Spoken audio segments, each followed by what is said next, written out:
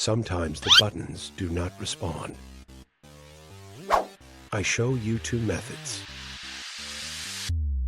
How to fix it easily and for free. We'll start by cleaning the contacts with isopropyl alcohol. Aluminum paper.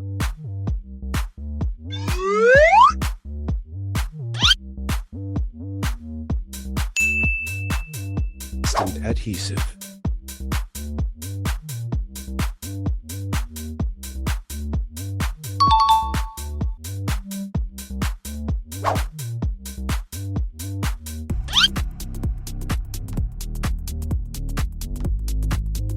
What do you think? This method is very easy.